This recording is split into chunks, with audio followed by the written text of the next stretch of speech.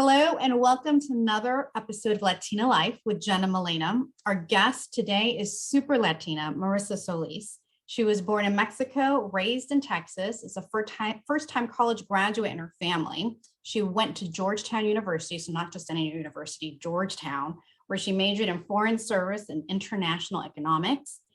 From there, she's got a lot of schooling under her belt, a lot of education.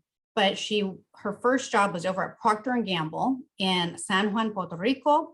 And from there, she's worked in politics and the Pepsico Corporation before heading to the NFL, where she is currently the Senior Vice President of Global Brand and Consumer Marketing. Marissa, thank you so much for joining us. We're so excited to have you. Welcome. Thanks for having me. Thank you. Yeah. This is exciting. Oh, so great. So now listen, everybody's excited here in LA. I think you're coming out too, because it's Super Bowl week next week. So I'm just curious, before we get started with your personal story, what are you most excited about having Super Bowl week out here in LA? Everything about the Super Bowl in LA is exciting to me at every level. First of all, I've always gone to the Super Bowl with PepsiCo, but now I'm at the NFL. So just being part of the National Football League during this incredible week, that's first and foremost amazing. It's been the most awesome season. All of the playoffs have been incredible, nail biting. And I think, having the host city LA and having the LA Rams against a team, the Cincinnati Bengals that haven't been to the Super Bowl in forever, with a young quarterback against, an older veteran quarterback whose first year is in LA, is just awesome. It couldn't be any better. It's going to be so exciting, and LA is going to be on fire. So get ready. Get ready, go Rams, that is for sure. But exactly. I have so many questions for you. I have to cheer for both. Yes, you have to cheer for both. We love Ohio, but I'm born and raised Angelina, so go Rams. But let's just start with your incredible story, because you were born in Mexico City. You came over here at the age of 10, and that must have been just so, a lot for a child, and to get used to everything. So tell us about the way you grew up and how this all started before you saw the NFL in big lights. So give us a little bit of your background. It was crazy. I grew up in Mexico City, and actually my father passed away when I was very young, and my mom remarried a wonderful man who's been really my dad for all these years. And they decided to come to the States and live their American dream. And they came to the States and opened restaurants. And so my life growing up was around the restaurant business, which is, 24/7, very difficult business. We went through so many closings and bankruptcies and starting over, but it was awesome because they really instilled, the work ethic and the pride. My parents used to always tell me, no job is beneath you. Take pride in everything you do, whether you're washing dishes or mopping the floor, or hosting, a table. And I think that was early lessons that, sat with me. Growing up was, it's tough to come to a new country. I remember, asking my mom if there was something wrong with me and if she would dry me up, and she would be like, why? And I'm like, well, people at school are calling me mojada, and I'm not wet. Why? And that was what they called me. They called me mojada, and that's horrible. And this was in Texas. It was Hispanic. It was, our own people that grew up in South Texas knew that I was coming from Mexico, and that's what they called me. And I didn't know what the word meant at the time. I was just very, very confused. And, my mom explained some people don't use the right words, and to just kind of ignore it and move on and make friends with people that liked me for me. And that was that. But that was kind of the first lesson in, But isn't that doesn't that stay with you forever? Because it stays. I had a little similar story. I grew up in Pacific Palisades, and then I grew up in Pasadena. And because I lived in a particular area here, my, like, well, they weren't my friends, but my own culture would call me an Oreo. You're brown on the outside, Yeah. but you're white on the inside, and I'm like, what? And like, they did not want to associate with me. And it always sticks with me. And I'm like, we need to change that because I didn't want my daughter to go through We that. definitely need to change that because Latinos should support each other. So Absolutely. 100%. that definitely stuck with me. And by the way, there's a reason I don't have an accent, because I forced myself to not have an accent because I felt that if I did, I'd stand out or I would be made fun of. And so, just over time growing up, I just forced myself. And now people are like, oh, you're born in Mexico City, you don't have an accent. And I'm like, well, I had to force it out of me because of just things that I went through early on, Well, it's so Luckily, crazy. my dad, go ahead. No, it's just so crazy because speaking of an accent, like I've got the opposite. I grew up here, my parents like pulled themselves up by the bootstraps. My dad's tailor, was able to save money. We moved to the West Side so that we can go to better school. But I was like the only Latina, I went to Beverly High. So it was all, it was white or you were Persian. There may be some Asians in there. So everyone thought I was Persian. There were no Latinas there at all whatsoever. But going through high school, college, and even in the industry, people would say, God, you've got an interesting accent. Where are you from? I was born here. I went to school here. Yeah. I went to USC. I'm like, I'm from LA, but they're like, no. There's like a certain accent. They had to like pinpoint me. Like you had to be different. So interesting that people do that. I was just very lucky too, because my parents forced me to speak Spanish. Mm-hmm. I wanted to lose the accent and lose everything and just speak English. And my dad would not pick me up from school. I would call him on the phone, Dad, come pick me up. And he would say, you have to say it in Spanish because I'm not going to go unless you say it in Spanish. And I would look around and, ven a recogerme, really quiet but he forced me. And now I thank him because it's so important to know the language and be able to communicate with everyone. And it's opened up a lot of doors for me. Mm-hmm. Growing up, I wanted nothing to do with it. It wasn't cool back then. Well, exactly. And it was hard. Very hard. Yeah. But you broke those barriers. I mean, let's talk about your first, big career job over in Puerto Rico. Oh my gosh, that was awesome. I graduated from Georgetown. My dream was to be an ambassador, and I actually passed my foreign service exam. I was going to go into the foreign service. Wow. And my dean, right before I did that, said to me, if you really want to be an ambassador, don't go in the foreign service. Like only 2% of foreign service officials ever make it. He's like, you need to go into corporate America and make a name for yourself. And one day contribute to somebody's campaign. And then maybe they'll appoint you ambassador. So I was like, okay, it's a good lesson. So I'm going to go into corporate America, and P&G was recruiting, at our school. They wanted people that studied international to go into their international businesses. So here I go at 21 to San Juan, Puerto Rico, which is awesome. At 21 years old, you're in this beautiful island. Learning the business and with a different culture of Latinos, right? Very different culture of Latinos. Yeah. As a Mexican, I learned a lot in San Juan. First of all, they speak very fast. So I had to learn how to understand the language because their language is way faster than the way I spoke Spanish. So I had to understand the language, the customs, everything. But part of me now is Puerto Rican because, I worked there so I still say ay bendito, and, I still love arroz en gandules.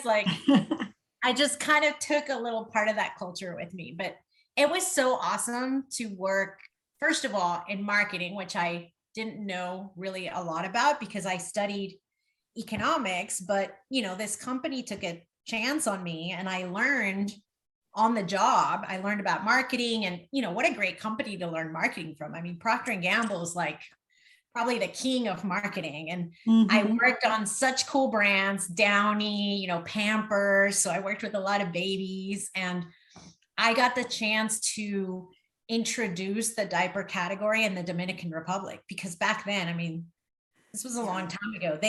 People didn't use disposable diapers. Everybody used cloth. And so here we are as a company going into this country, trying to, break in and make a name for the category. And it was really cool to see from the ground up building a business. So we did it in the Dominican Republic, we did it in San Juan, then we went and did it in Central America. And it was just really cool. It was a very awesome first job and good learning experience for me. But you learned a big lesson. Can you share the story you shared with us? I did. And it was a tough lesson. And, I still carry it with me everywhere I go, because one of my very first projects, I was going to have my first advertising campaign for Downy. And I went to the Dominican Republic with my boss to meet the owner of the advertising agency that was going to work with us.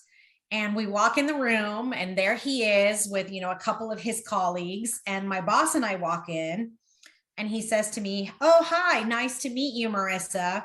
This is my assistant, Mary. Why don't you two ladies go have some coffee while we men talk business?" It just floored me, because I was like, wait, what?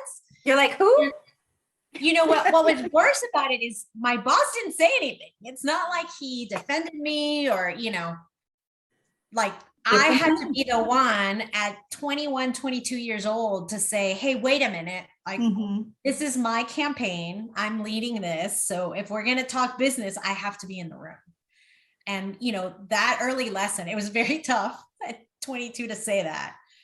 But it was a lesson of, hey, you belong in the room, and you have to claim your spot in the room sometimes. No one's going to give it to you. Some people might even push you away from that spot, and you just got to claim it because you deserve it. It belongs to you, right? So it's been a good lesson, and I use it a lot with my mentees, to just to show them that they too can also claim their spot and their voice, right? It's so important. Take me back to that moment, because I'm just curious, as this 21-year-old there, like what was going through your mind as you're standing there with these men? Or were you thinking about something that your parents told you? Was it something like a mentor told you? Like what made you take that step to actually say, no, I'm not leaving? It was so crazy because I was so excited. I was literally excited to walk into that room, And so my first thought was, it was a bit of, wait, what did I just hear? Like very surprising. I had a little bit of a pause because I thought my boss was going to say something. And then it literally was, I think my mom's voice, actually it was my grandma's voice in my head saying, hey, this is it. Like you either say something or you're going to walk out of the room and have cafecito while they do your work. Right. So this is it. You have to say something. And I did. And it was just kind of in the moment, but it was an important lesson. And, sometimes you realize no one's going to defend you or no one's going to stand up for you. And that's a terrible thing to realize at 22. And luckily I've had a lot of mentors and a lot of people that have helped me and stood up for me throughout my career. But at that moment, no one was. And so I just had to do it for myself. I have to say, because we've talked to a lot of, a good handful of people, more than ever. We've got all these guests and they're wonderful. And Milena, wouldn't you agree that the thread that we're hearing, and we all love our dads, don't get me wrong, but it's like when we talk to those people and they're like, what was that moment? What were you hearing? And they're like, I was hearing mi mamá. My mom, abuelas. Yeah, my mom. The women that, powerful Latinas, always. We've always been powerful. We've had that superpower as a Latina. You're the matriarch, you're resilient, we just have always had it, I guess, at home. And now we're, be strong. You know, We have yeah. always been strong. That is a trait, we all share as Latinas. Yeah, absolutely. But that strength really, let's like your career is everywhere. Wouldn't you say, Jen? Like, Oh, yeah. it's hard to even really narrow down one area because you've done just about everything. So, but let's talk about the present and let's talk about what you do for the NFL. Yeah, and let me just say one thing that, I think on the surface, it does seem like everywhere, and I've done a lot of different things, but every choice has been very intentional. And again, early on, I wanted to be an ambassador. And the reason was because I wanted to speak for, my community and my people. And so all of my career choices have been for that. Whether it was early on in my career in politics or even in consulting and, in Pepsico, and now at the NFL, what an incredible opportunity. I mean, this brand is a massive platform. Absolutely. And it is a bit of a microcosm of America, right? When you look at our fans and the fan base of the NFL, it truly reflects America. I mean, absolutely. It's, it's almost 50-50 in terms of, political party. It's almost 50-50 in terms of female, male, it's a little bit more male right now, but I mean, female fandom is increasing. And then every ethnicity is represented, right, in our fan base. And so to me, it's so important that the NFL represent that fan base, that we speak for that fan base, that what you see on the field, what you see off the field, what you see from the brand is representative of that fan base that we serve. And so when this opportunity came up, I said, there's no way I can pass up the opportunity to shape a message for such an incredible brand. And here I am. And here you, well, also because, when you think of the NFL, myself, now it's changing, but before it's a male, everybody in the conference room is a man, right? And so little by little, women have been opening those doors. So were you ever like afraid? Were you ever intimidated that you were going to walk into an all male situation? Or how was that for you when I'll tell you, I mean, and throughout my career, I've always been in male dominated, whether it was sales or in the political world or even, even within PepsiCo in certain roles, so I've always been very comfortable in that environment. I wanted to come to the NFL and be a Latina and represent, and all of that. But I will say, my very first meeting with Roger Goodell, and, I hope I can say this, but, he's got these meetings where he has his executives, it's a Thursday meeting and we talk about the business of the NFL and, not a typical senior leadership meeting that most companies have. And I was so excited to walk in there. But when you walk in there, it's a big boardroom. It's got this beautiful table, massive, right? That's marble table with this beautiful platinum NFL logo in the middle.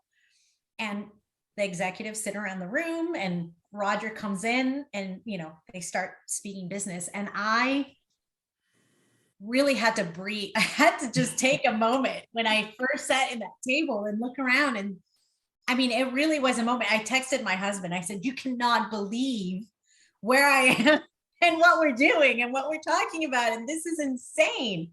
I'm at the table with the head executives of the NFL. This is insane. And I am the only Latina at that table today. I think there'll be many more in the future.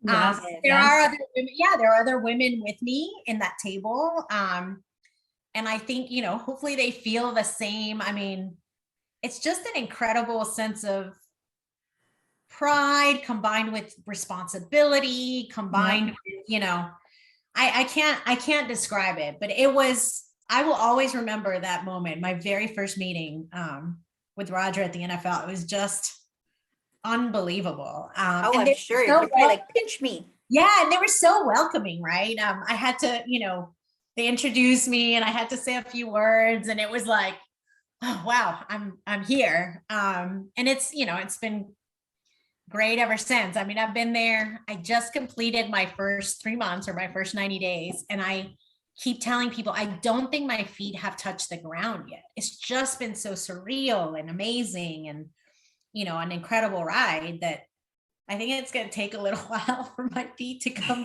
down and for me to, Well, enjoy it. You have to enjoy it. Yes, for sure. For sure. Absolutely. So, but just going into a little bit for our listeners, our fans out there, all the supporters of the Latina community, what is it that you oversee when you're over there? I mean, obviously you're there, you're at the table. So just when it comes to like that Super Bowl and the NFL season, what are you overseeing?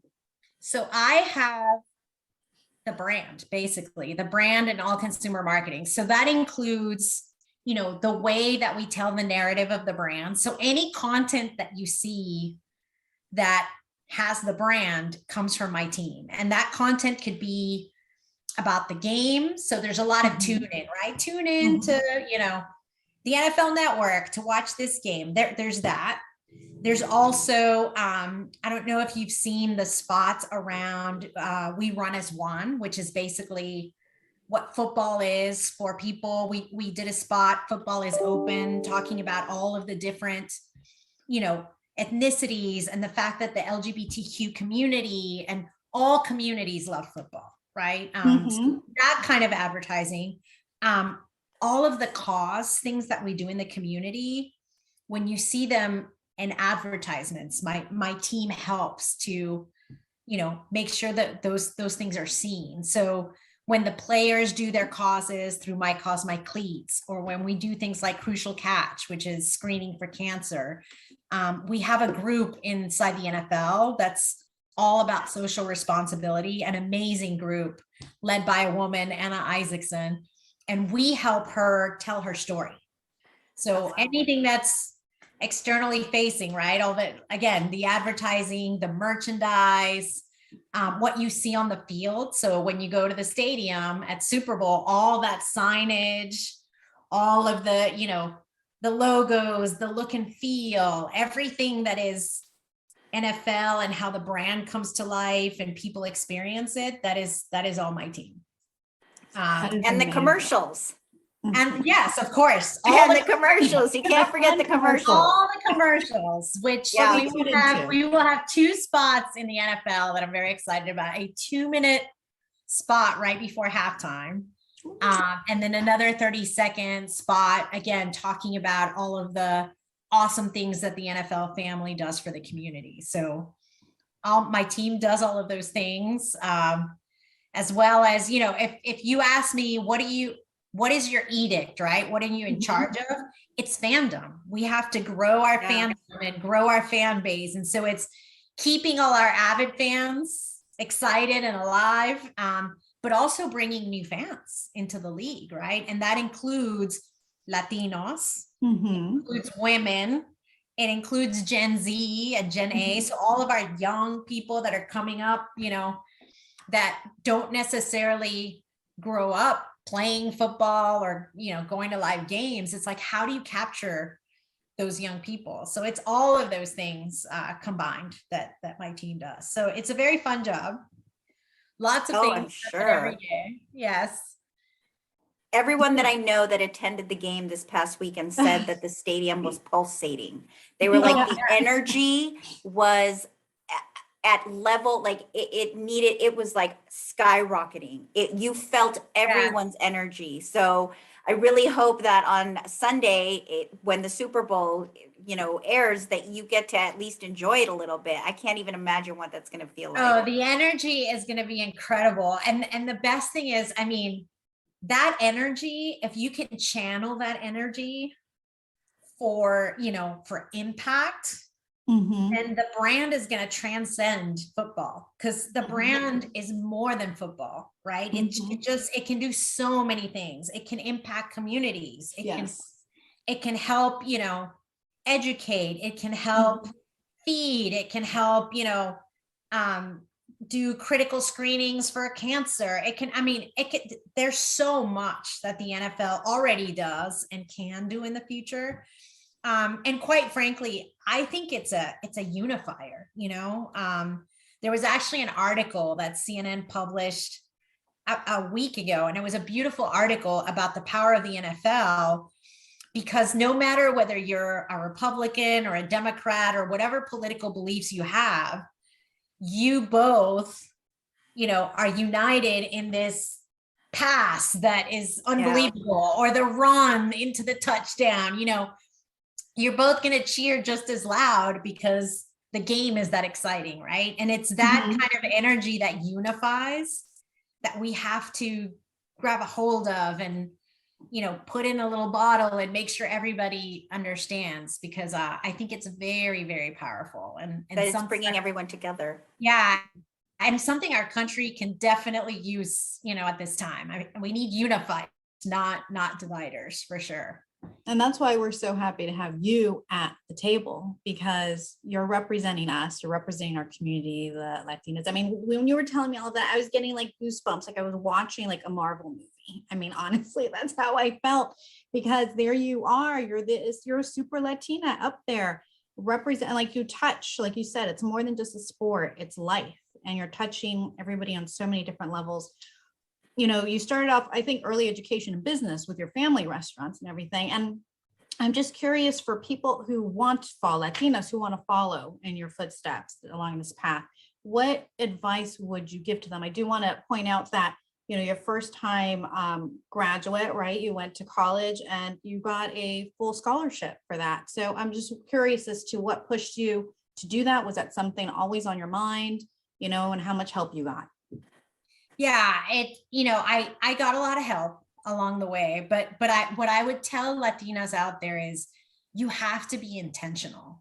You have to, put your dream out there, whatever that dream is. Say it out loud, by the way, because that just makes it all the more real. So whatever that dream is, put it out there, say it out, very intentional. And all the things all the decisions you make, work hard, seek help, because people will provide the help, and don't give up, because there's tons of obstacles along the way, and things don't ever work out the way you plan them. They don't. I wish I could say, oh my God, my career was great and I planned everything and it all worked out. No. Like, it doesn't, there's things come at you and you pivot and life happens. But if you kind of keep to that true north, right? Whatever that dream or passion is, then it's going to work out in the end. I never in a million years would have told you I'd be working at the NFL. That was not the dream. The dream was to make an impact, to speak for my community, to be a role model for other Latinas coming after. That was always the dream. And it manifested itself as an ambassador, like in Mexico or something. I was going to go back. And then that didn't happen. It didn't work out. But, instead I'm here at the NFL, but still achieving the dream, right, that I set out to do. So that's what I would tell young Latinas. Put your dream out there and just work hard, seek help, be intentional. Don't give up. If you get knocked down, get back up, all that good stuff. And never underestimate or undervalue any job that's given to you. Because, you're not going to be CEO at the first, at the first thing out of the gate. You may not even be, you're not going to be a VP. Maybe you start out, at the bottom, which I had to do, which all of us had to do, right? But yeah. I always hear my dad saying, hey, even if you're mopping the floor, you better mop that floor the best you can, and have pride in that. And you know who used to say that? You guys may know him because you're familiar.